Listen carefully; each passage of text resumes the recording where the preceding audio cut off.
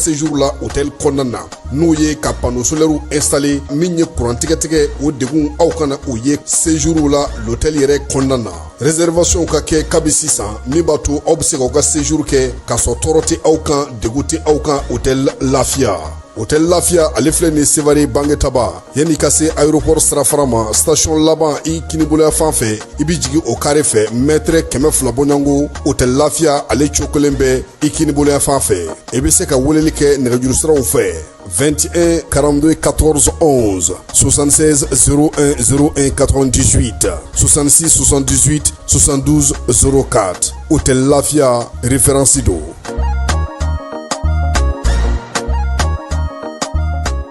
Funteni ani kurantigɛ ka fura sɔrɔ o la a fɔ Emicom SRL yaasa i ka se k'i yɛrɛ tɔgɔla kuran sɔrɔ i bolo su ni tile Emicom SRL nalen no kana wasa kɛ kiti min bɛ n'o bɛ tali kɛ éclairage la o b'u bolo ventilateur ta b'u bolo téléphone ni radio ka taa fara min ye batterie lithium kan min tɛ ban fewu su tile kara min ye ka taa minɛn ninnu sigi fɛ yen o baarakɛlaw fana b'u bolo sɔngɔ o damatɛmɛ jalen no fantan ani naani bɛɛ lajɛlen fɛ min ye yɛrɛ tɔgɔla kuran ye su ni tile kuru kara a fɔ Emicom SRL n'i b'a fɛ k'u sɔrɔ sa nɛgɛjuru sira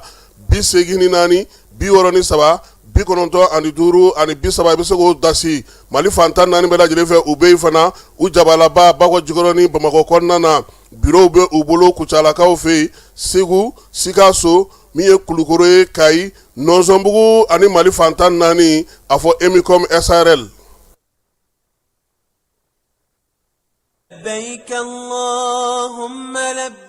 Agence Dunia Travel Service a ko a bɛ bonyamasegin foli kɛ ka ɲɛsin a ka sango hijidenw ma aw minnu ye danaya ta ka d'a kan aw ka hiji labɛn ni a kɛcogo ɲuman na. N'an taara hɛrɛ la ka segin hɛrɛ la dumuniw ka ɲi bɛrɛbɛrɛli ka ɲi n'an mago bɛ diɲɛ fɛn fɛn na u b'a bɛɛ lajɛlen k'an ye donc an b'u fo k'u barikada. Directeur min tun b'a nɔfɛ n'o ye Amadu Mayiga ye a jɔra a jɔyɔrɔ la ɲɛmɔgɔya ko fɛn fɛn a jɔra a jɔyɔrɔ la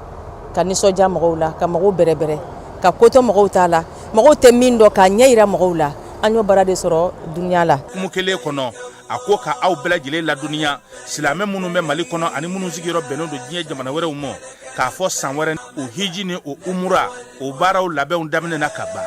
o tumana aw minnu b'a fɛ ka hiji kɛ damu lakana ni basigi kɔnɔ Agence Dunuya a kɛmɛ ko fɛɛrɛ bɛɛ lajɛlen tigɛ ka hiji kɛcogo ɲuman kalanw bɛɛ lajɛlen labɛn ka bila aw ɲɛ min ye k'a dɔn siyɔrɔ ni damu ye ka surunya aw ka bato kɛ yɔrɔw la dumuni lakika sanuma o bɛ tobi ka bila aw ka bolo ka saga n'a ka waati bɛɛ lajɛlen la dɔgɔtɔrɔ jolenw olu bɛ aw nɔfɛ hiji kɛ yɔrɔ ani bato kɛ yɔrɔ wɛrɛw bɛɛ lajɛlen la yɔrɔ bɛɛ ani waati bɛɛ baw bolo kuma dɔ o ka wusa ne de sen ka di ye. Agence Dunia Travel Service